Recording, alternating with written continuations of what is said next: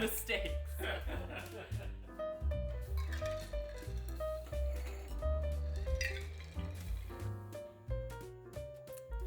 It's like as soon as September rolls around, for some reason, there's something in the air that makes me want to be studious. I've been seeing so many people talking online about their personal curriculums that they are designing for themselves as a way to keep up a practice of learning and research and reading outside of the academic structure.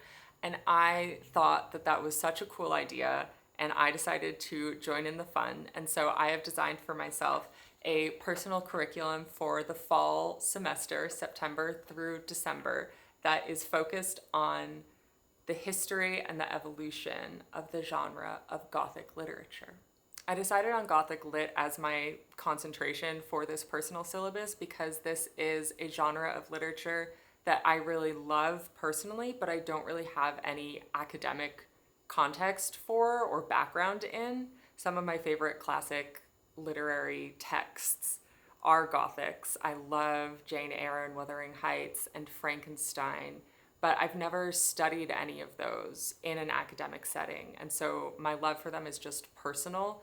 And sometimes I do shy away from trying to do an academic study of things I love because I don't want to have to make everything into a rigorous analysis. Sometimes I just want to like things because I like them. But I feel like the Gothic genre is a subject that I will only appreciate more after sustained study rather than feeling like it makes something I love into something that is work and is onerous rather than fun. I also have had for a long time now a couple of contemporary novels on my TBR stack that are related to Gothic literature, and I figured that this could be a fun way to finally get myself to sit down and pay attention to those books. And hopefully after going through this course of study, I will have an even greater understanding and appreciation of those. And I'll talk about what those books are later on in the video when I get to that part in my syllabus. In this video, I am going to talk about all the texts that I've assigned to myself, but I'm also going to include in the video description a link to my full syllabus in case anyone's curious about reading it. And I'll also include a link to a shoppable list of all the books on Bookshop. Normally I script my videos a little bit more, but this one I'm just kind of going in and chatting. So we'll see if I can keep my thoughts on a straight path, especially as I get a little deeper down into this aviation cocktail, which I decided felt kind of thematically appropriate to drink while talking about Gothic literature just because of its color. It's like a very soft purpley color. I don't know if it can possibly be in focus. There we go. I don't know, there's just something about that soft, cloudy lilac that felt a little bit spooky, which is another one of the reasons that I decided to do Gothic Lit as my personal syllabus concentration, is that it feels seasonally appropriate. Like it feels like as I'm going into fall and the weather's getting cooler, curling up on the couch with a spooky novel from the 19th century is just exactly what I want to be doing anyway. So I might as well make it the focus of a sustained course of study. So when I was deciding whether or not to join this personal curriculum trend, one of the things that I had to think about was, what am I actually wanting to get out of this? Like, what are my goals with this? And I settled on the fact that my main motivation, my main goal is just to stick with it, just to assign myself a list of texts and actually read them all the way through. Sometimes I will set myself kind of ambitious reading goals or come up with cool writing or research projects that I think are really interesting, but then I struggle to follow through. So mostly the goal I'm setting for myself is just to follow through on this. And in my beginning stages of making this curriculum for myself, I also decided to come up with some research questions, because you can take the girl out of academia, but you cannot take the academic training out of the girl. And I am a firm believer that coming up with open-ended questions at the beginning of any reading and or research project is a very productive thing to do. The purpose of making these questions is partly just that the process itself of writing out questions for myself helps me to clarify my intentions and pinpoint what I'm curious about. And then also it will give me some sort of structure that I can come back to over the course of these 4 months of study, so that I can kind of have common threads going throughout all of my readings. These questions are: number one, what are the core elements of Gothic literature and how do they shift across the evolution of the genre? Number two, how do contemporary writers problemize, interpolate, and reinterpret the foundations of Gothic literature? Number three, in what ways do gender and sexuality factor into the foundations of Gothic literature, especially considering the unusual prevalence of female writers throughout the genre's history? And number four, how is the house and the tradition of hospitality featured throughout Gothic literature?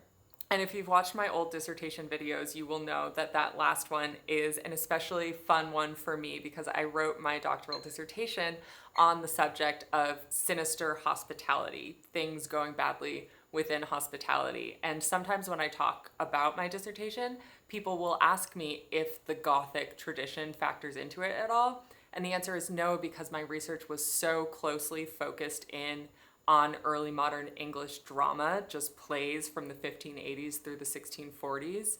But I know that the house and the like haunted house element or just like sinister things happening within an old house are such a foundational part of so many Gothic novels. And so I'm really looking forward to coming from my background in my dissertation research and moving that into Gothic literature and thinking about what differences there are between these two different literary traditions and these two different time periods. In terms of how I've structured my personal curriculum, I've broken it down into 4 different concentrations. So each month, September through December, is going to have a slightly different focus that kind of moves through time and through some different subjects as well. And like I said, I've read for fun a fair amount of Gothic literature, so some of my assigned reading is not assigned to read in full. It's just things that I want to review or reflect on because they are connected to Gothic Lit, but like I don't need to read Wuthering Heights in full, for example, because I have read it so many times that it is like permanently inscribed into my bones in a chill, casual way. And hopefully the combination of things I'm reading for the first time for this independent study and the things that I am reviewing or reflecting on will give me kind of a wide breadth of context for Gothic Lit. The month of September I'm dedicating to foundations. So this is where I'm trying to dig into the earliest examples of what are considered to be Gothic novels and to think a little bit about the texts that influenced those early examples of the genre. So first up, I am going to read Horace Walpole's The Castle of Otranto from 1764, which is considered to be the first Gothic novel. And then I will read Matthew Lewis's The Monk from 1796.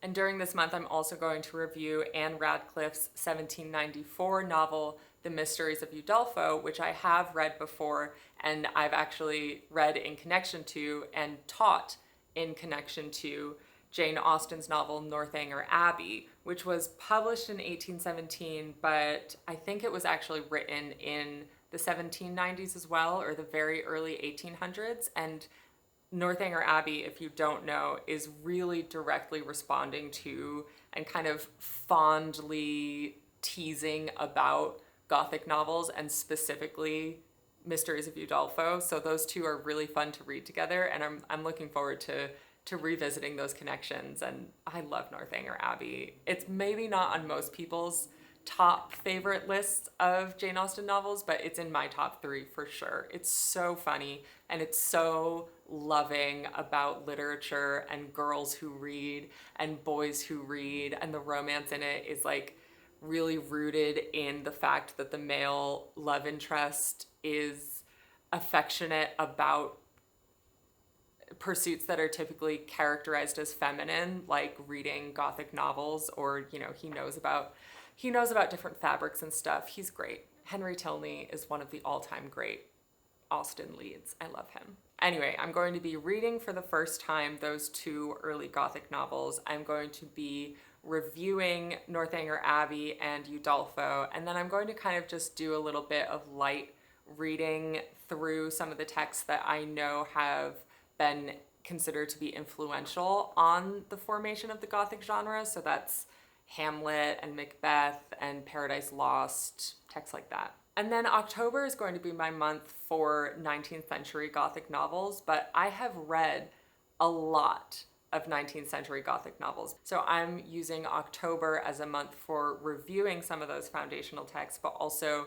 dedicating some of my time in this personal curriculum to research. I do already have a sense of what some of the things are that I'm going to want to research in October. I know I'm going to want to research female authorship and the Gothic because I'm going to be reviewing the Brontes and Mary Shelley.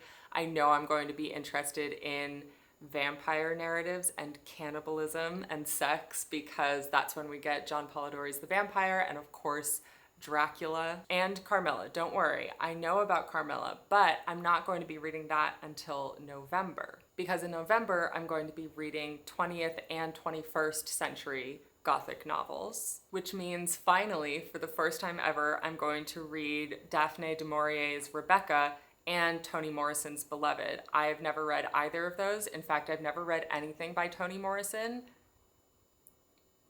which is a big oversight, I know. And so I'm really looking forward to my reading in November. In addition to Rebecca and Beloved, November is the month where I'm going to read those couple of contemporary novels that have been sitting on my TBR for longer than I care to admit that are related to the Gothic. One of those contemporary novels is Mexican Gothic, which was published in 2020, and I did actually start reading this a year or more ago, and I got halfway through, and I can't explain why. I don't know what it was, but I just couldn't really get into it. I think it must have just been a reading slump kind of time for me.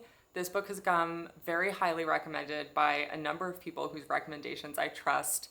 When I talked about doing this personal curriculum over on TikTok and Instagram, several people recommended it to me as well. So I fully blame myself for not being able to get into it the first time I tried, and I've wanted to get back to it and I just haven't. So I'm really looking forward to reading this. I'm going to start from the beginning rather than jumping in the middle. I'm really looking forward to reading it all the way through.